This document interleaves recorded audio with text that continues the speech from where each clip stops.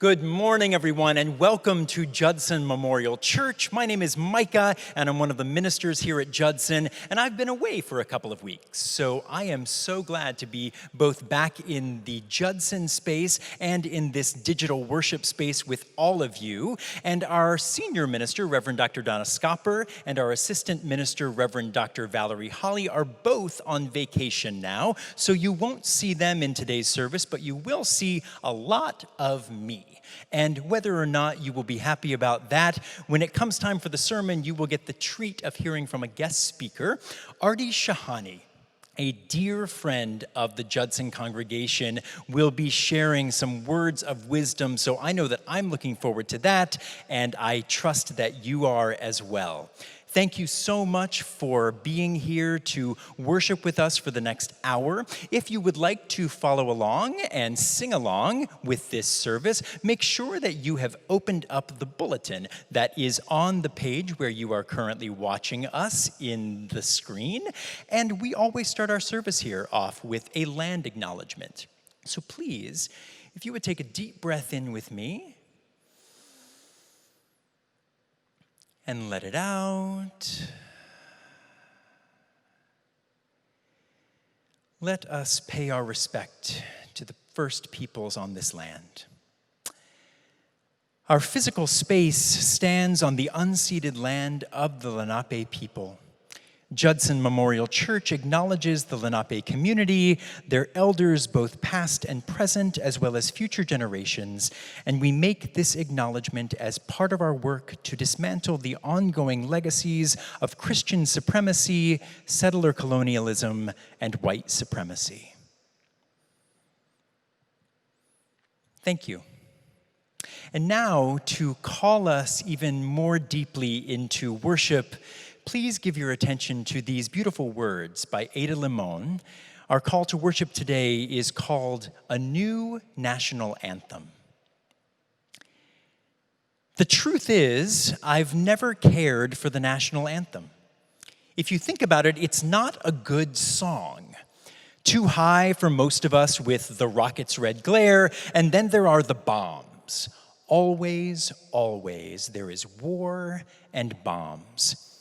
Once, I sang it at a homecoming and threw even the tenacious high school band off key. But the song didn't mean anything, just a call to the field, something to get through before the pummeling of youth. And what of the stanzas we never sing? The third that mentions no refuge could save the hireling and the slave. Perhaps the truth is, every song of this country has an unsung third stanza, something brutal snaking underneath us as we blindly sing the high notes with a beer sloshing in the stands, hoping our team wins. Don't get me wrong. I do like the flag, how it undulates in the wind like water, elemental, and best when it's humbled, brought to its knees, clung to by someone who has lost everything, when it's not a weapon, when it flickers, when it folds up so perfectly you can keep it until it's needed, until you can love it again, until the song in your mouth feels like sustenance. A song where the notes are sung by even the ageless woods, the short grass plains, the red river gorge, the fistful of land left unpoisoned. That song, that's our birthright, that's sung in silence when it's too hard to go on, that sounds like someone's rough fingers weaving into another's, that sounds like a match being lit in an endless cave. The song that says, my bones are your bones, and your bones are my bones. And isn't that enough? Thank you, Ada Limon, for those words. And now is your first chance to sing along with all of the other folks who are digitally joining us this morning. Please join in singing, Be Thou My Vision. Take it away, Henku.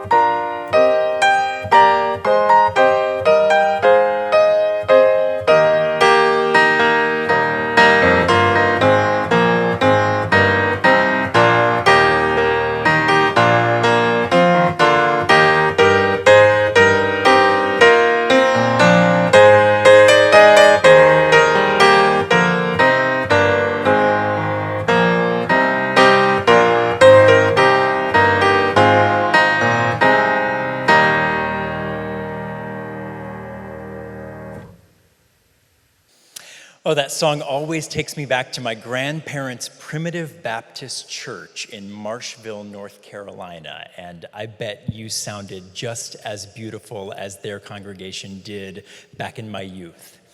I love that song. And now, our ancient testimony this morning comes from the Gospel according to Mark, chapter 12, verses 28 to 31. One of the scribes came near and heard them disputing with one another, and seeing that he answered them well, he asked Jesus, "Which commandment is the first of all?" Jesus answered, "The first is, 'Hear, O Israel, our God is one. You shall love God with all your heart, and with all your soul, and with all your mind, and with all your strength. The second is this: you shall love your neighbor as yourself. There is no other commandment greater than these." And the first of our modern testimonies comes from Naira Wahid from her work entitled Salt. You broke the ocean in half to be here, only to meet nothing that wants you. Immigrant. And our second modern testimony comes from a poet who is familiar to many of us in the Judson congregation, good old Rumi. Out beyond ideas of wrongdoing and right doing, there is a field. I'll meet you there. When the soul lies down in that grass, the world is too full to talk about.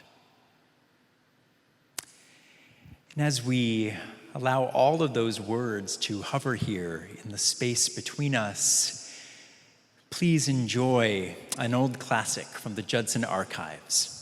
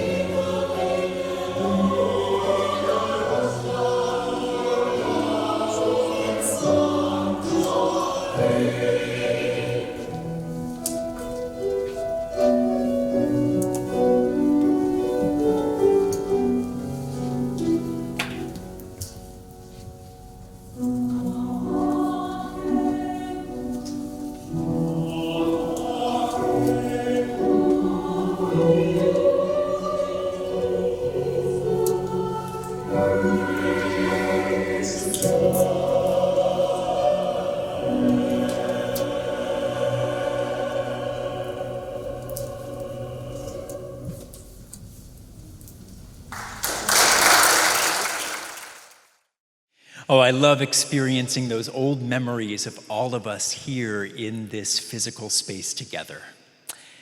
And now it is my honor to introduce you to an old friend of the Judson congregation, a dear friend of the Judson congregation, Artie Shahani.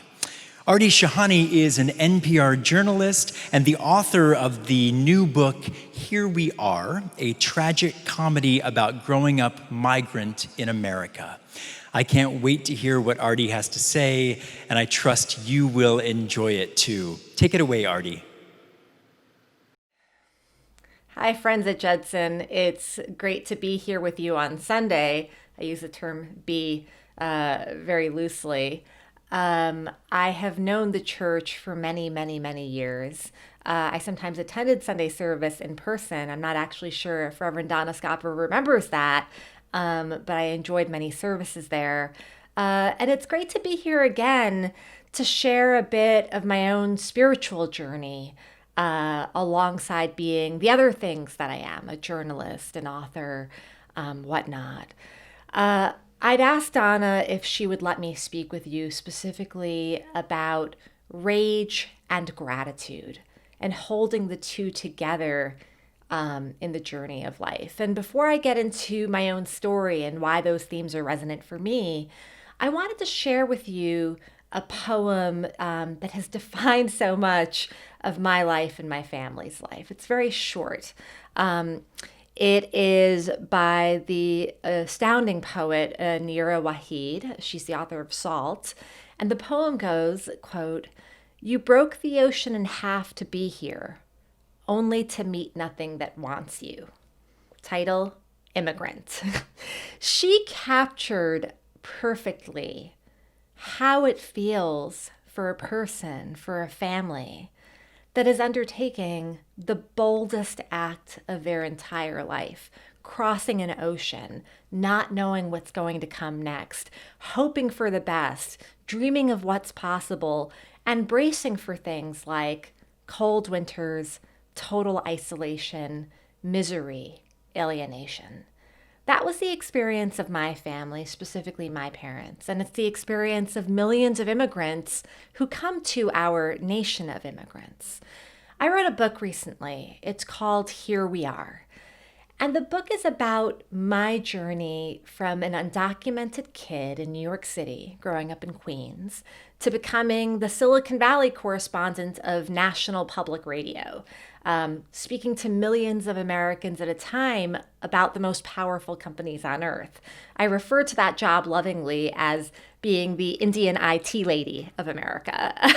And what became important for me as I found work that allowed me to have a megaphone to speak to so many was I wanted my audience, which is to say my country, my neighbors, you, my friends, to know, where did she start? Where did she come from? Oh, she sounds like she's from an engineering family maybe, and she was born into maybe a nice middle-class home and followed a straight and narrow path to success. And that couldn't be further from the truth of my story. The truth for us is that my family brought me here when I was a child, me and my siblings. We overstayed tourist visas and we were undocumented. We lived in a roach-infested apartment in Flushing, Queens, a one-bedroom called 401. Heat often didn't work, mold everywhere. My parents didn't always know how they were going to feed us. Me as a child, I was keenly aware of that. I knew poverty and the fact that we didn't have money from very, very early on. And I saw my parents struggle. I saw my mom get hit by a car. It was a hit and run, and basically lose her motor skills and lose her career as a seamstress. I saw my father, who was a brilliant man who spoke 6 languages fluently. I saw him shovel snow for $5 an hour, and really feel the fact of his utter irrelevance as a migrant. The truth for so many people around the world, as well as in this country, is when you have to pick up and go because global circumstances force it. In my parents' situation, it was the end of British colonialism that uprooted them from their homeland. Today, for many people, it's climate change. When you have to pick up and go, You don't get to take your credentials with you. You don't get to matter. You have to start all over again. So I watched my parents as a young child in that journey. And we also then managed to get our papers. We managed to actually get status in this country through something that's called a sibling petition, or that's been denigrated as chain migration. Chain migration is a derogatory term. It always confused me because to me, it's one of the most beautiful things you can do. Every family member is a link in the chain, and the stronger that chain grows, the stronger the family is. And don't we want strong families? There's a moral bankruptcy in our political conversations these days when things that are beautiful are turned criminal. Through chain migration, we got our papers. And we were on, I thought, the fast track to the American dream, what should have been the steady and clear rise of my family to success. Success meaning home ownership, a good credit score, and better possibilities for the future, the next generation, than my parents had. That's not what happened. What happened is that my family happened to establish itself in this country during the raging drug wars. My father got a store in Manhattan, 28th Street and Broadway, an electronics store. He was selling watches and calculators. Many of you know the wholesale district. The church is close enough to it that you would have walked by, you would have seen those stores. You may have been confused about who owns them, who runs these shops. It was my family, it was my father. And one day, New York State came in and arrested him as well as his little brother and said, "You guys are money laundering. You were selling watches and calculators to the wrong guys, to members of the Cali drug cartel of Colombia." That was utterly mortifying, confusing, terrifying. My childhood aspiration was to grow up and be a prosecutor, to put away the bad people.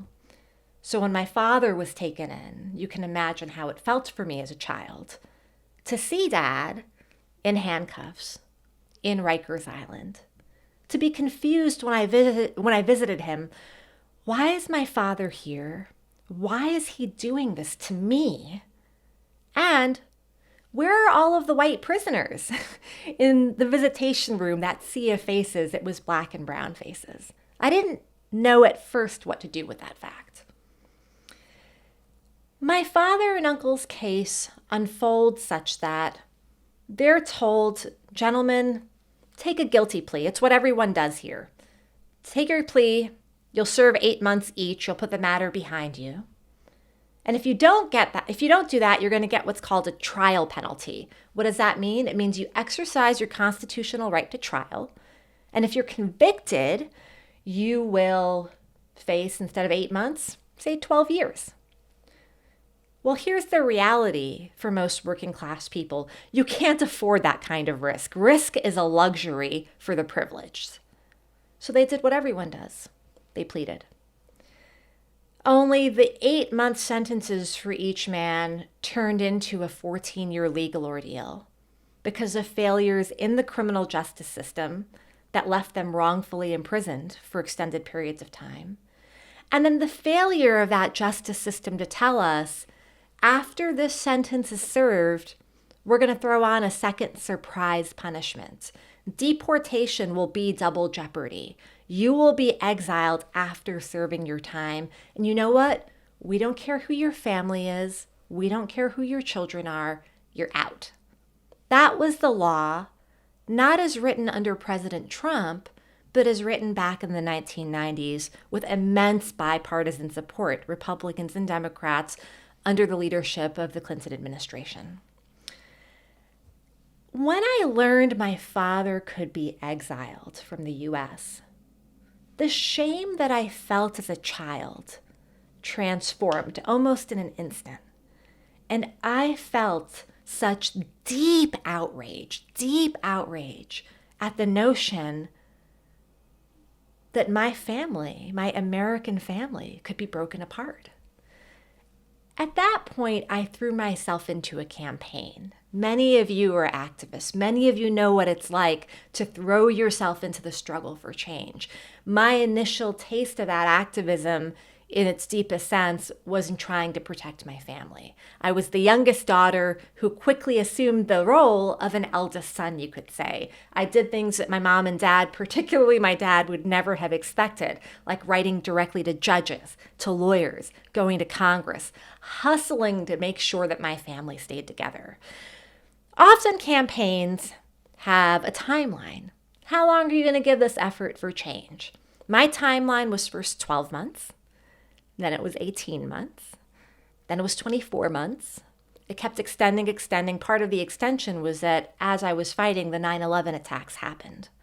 And I watched the changing of America in a way I didn't understand, because when radical change is about to happen, when a huge disruptive event happens, you don't actually know what it means. You speculate, you postulate, but it takes a while to see the truth unfold, something we can relate to again today. Anyway, the campaign extended, and it ended up lasting until I was 30 years old. I fought, all told, 14 years in some version to keep my family together in America. I won that fight, frankly. You could say it's because of ICE's, Immigration and Customs Enforcement, supreme incompetence, or you could say it's the politicization of the immigration process such that we were allowed to keep Dad here because they didn't want to deal with me because I have a big mouth. I'm not sure which one it is.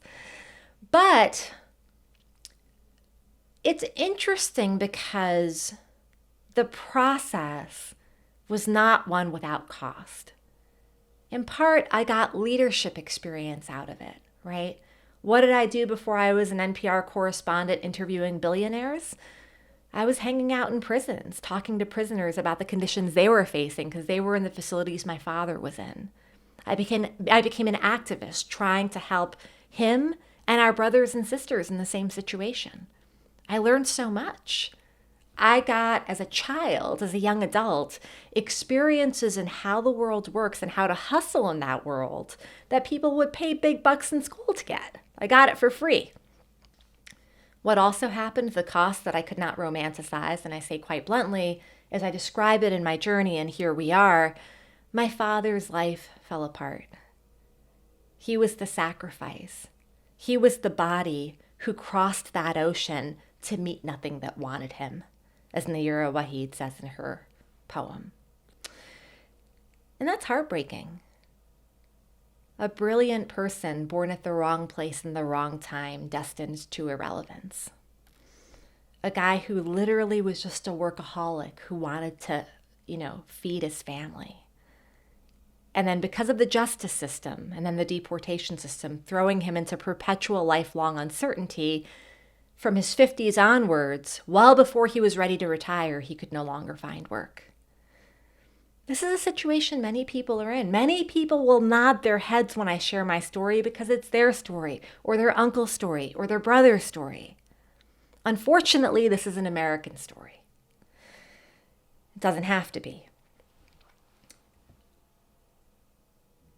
When I was writing my memoir, I never cried so much in my entire adult life. I couldn't believe how heavy the tears were, how much I was grieving for how much pain my father was put in, for what it meant to my own childhood. To be a heroine, it takes a toll on a kid. It really does. It makes you wired for crisis at all times in ways that maybe are not healthy. In addition to grief, though, the process of writing, which I consider to be meditative, like a prayer, it helped me to see more clearly a lesson, and one that I find myself applying more and more every day as we look at this world and try to have a worldview that makes sense. And that lesson is that duality is truth. It is incorrect to say that my American experience, that our American experience, is just a case study in injustice and pain. That's not true. It's not just that. It certainly is that. But when you look at the flip of it, while my father suffered, His daughter, the one with the mouth who ran around fighting for his and our rights to stay together, she was getting scholarships to the very best schools in the country, from the Brearley School for Girls on the Upper East Side of Manhattan to Harvard University. She was getting great jobs. She was getting opportunities. People who would not give him the time of day were bending over backwards to be there for me as a model minority. I have gratitude for that. In many parts of the world, a girl with a mouth on her is simply a liability, and that mouth would be broken. Not by the hand of the government, but by the hand of an uncle or a father, or maybe even a mother in a family. But in America, I was allowed to speak, right? I'm here now, I'm talking, because this country taught me that this is an asset. And so I emerged from the writing of my book, my deepest meditation and prayer, with clarity about the way my father suffered and the injustice he faced at the hands of the law. But the way that I got to blossom as a woman, as a leader, as a voice for my country, because of a culture that tells me we are equal, even if the laws themselves do not. And I think it's incredibly important right now as each of us are figuring out, what is our leadership? How do you step up in this time? To reflect on what gives you rage, what angers you, why does it anger you? See it clearly. But then also, with the same level of rigor, what gives you hope? What works? What is not broken that you actually have to be grateful for? Because it's going to teach you the way to a solution. Donna, I really want to thank you, Reverend Donna Scott, or how should I address you here, for giving me the opportunity to share my story with the church. I think so much as a writer, as a journalist, as you could say, a former or current activist, I'm never sure how the term is used. I think so much about the power we have in us to make change and how being able to see that power clearly is key to unlocking it. And right now we need to do that so much. I want to end with the last poem. I had two that felt part of the sermon. It is, quote, "Out beyond ideas of wrongdoing and right doing, there is a field. I'll meet you there. When the soul lies down in that grass, the world is too full to talk about." That's Rumi, and I have since lost my father. My book is in part a eulogy for him. Ooh, see, I get emotional. But that poem captures perfectly what I know our reunion will be. Stay safe, everyone. Thanks so much for letting me be here today. Thank you so much, Artie, for those powerful words. We can't wait to read your book, and we send you so much gratitude for all you do for migrant justice. And now is all of your chance to sing again at home. The song we're about to sing together is based on some words from a book by another fighter for migrant justice, Valeria Luiselli, and also the words of what's known as the Migrant Prayer. A while back, Henku Espa and I set some words to music, and I hope that you can allow the words and the images and the music here to wash over you as we join the song and the fight for migrant justice.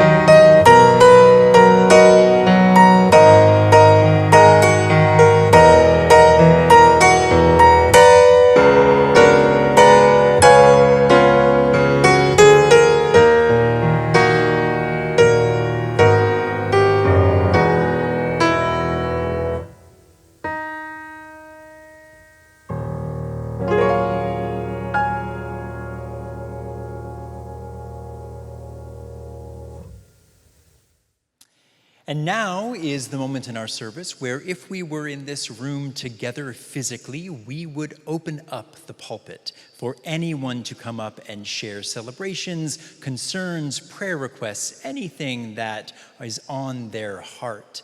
And while we can't be here physically in this building, we do keep a running list of current celebrations and concerns in the bulletin. So if you'd like to turn to that page now, please do. And as you do that, take a deep breath in and think about all that you hold in your own heart. The fear and the grief, the hope and the joy, the desire to be back in this building, to be making connections beyond this digital space. And then expand that and think about all that is held in the hearts of everyone who's currently sharing this space with you. Even though they may not be listed in that list in the bulletin, there are celebrations and concerns in all of our hearts. And as we gather up all of those threads, the spoken and the unspoken, the written and the left unwritten, I hope that you'll pray with me. Creative hands of the universe, we build so many walls and borders. We spend so much time separating and dividing when we might actually find more freedom in further opening our byways up to the gifts of everyone around us. Tear down our walls, nudge us toward openness. Help us to strengthen ourselves so that we might transform our fears and more generously lift the burdens of one another. Equip us to comfort those who are navigating their physical and mental health, those who live in fear of isolation, unemployment, and lack of purpose. Remind us to move together to the beat of collective change.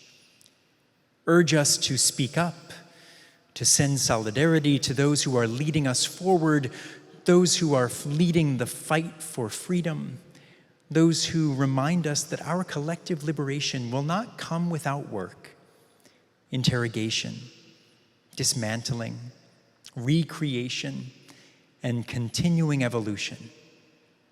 And until we know how this evolution ends, keep us nourished for the continuing journey toward a true kingdom of revolutionary love. Amen.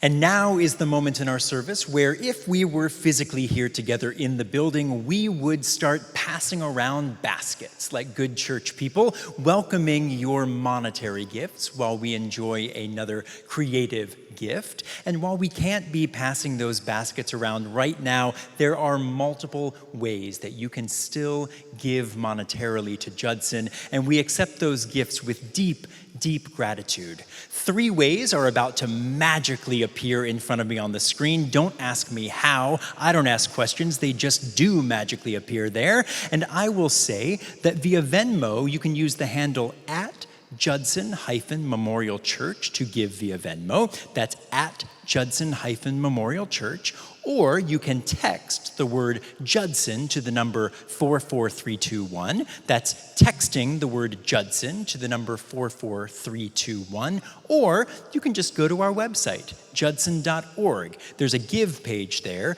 The web address is judson.org/give. Use any of those ways and we would be overjoyed to accept your gift. And now I am overjoyed to announce that we're about to enjoy a creative gift from our very own Jenny Seelig. This might be the first ever church service that has ever had a Vampire Weekend song in it. Maybe I'm wrong. I'm not an expert in all church services, but I would venture to guess that Vampire Weekend has not yet found it into Baptist or UCC hymnody. But Jenny Seelig is here to make sure that Vampire Weekend is seen as sacred music. Take it away, Jenny.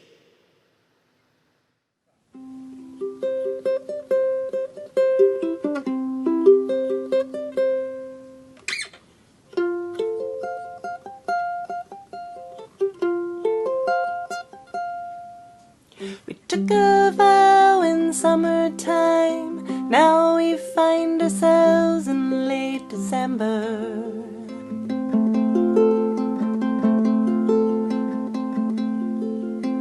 I believe that New Year's Eve will be the perfect time for the great surrender, but they don't remember. Anger wants a voice, voices want to sing. Singers harmonize till they can't hear anything.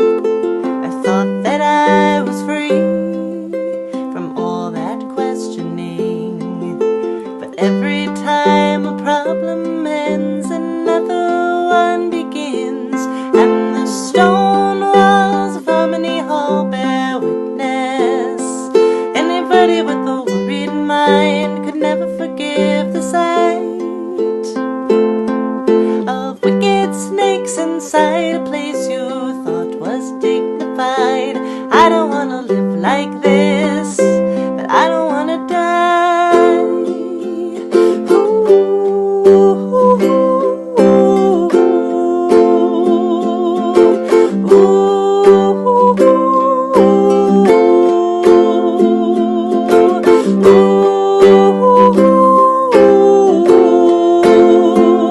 I don't want to live like this, but I don't want to die.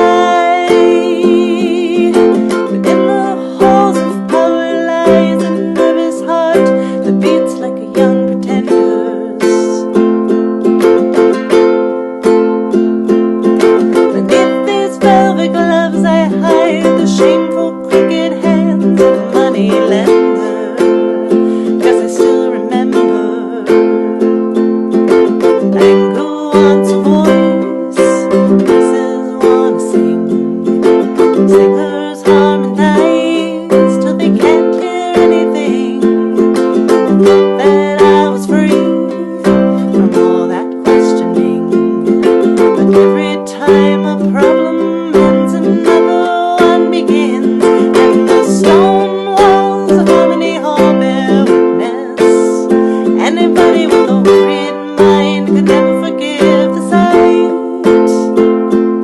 of wicked snakes inside a place you thought was dignified. I don't want to live like this, but I don't want to die.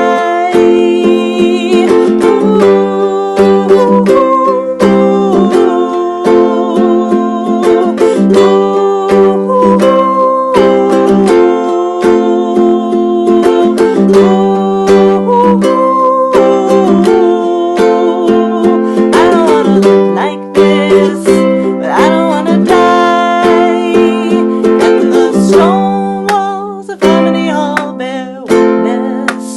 Anybody with a worried mind could never believe the sight of wicked snakes inside a place you thought was dignified. I don't want to live like this, but I don't want to die.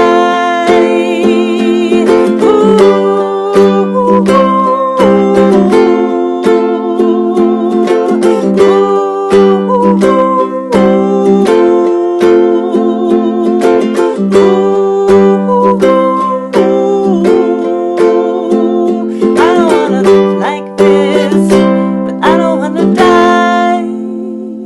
And the stone walls of Harmony Hall bear witness. Anybody with a worried mind could never forgive the sight of wicked snakes inside a place you thought was dignified. I don't want to live like this, but I don't want to die.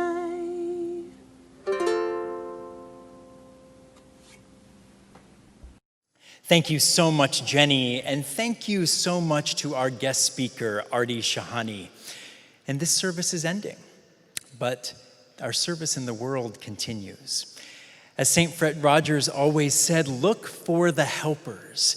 And in looking for the helpers, you become a helper yourself. As you head out into the world to continue that creative, spiritual justice-making work that you do, and as we all continue to bend that moral arc of the universe toward justice, don't let anybody turn you around. And while we're doing it, let's sing about it too. Amen.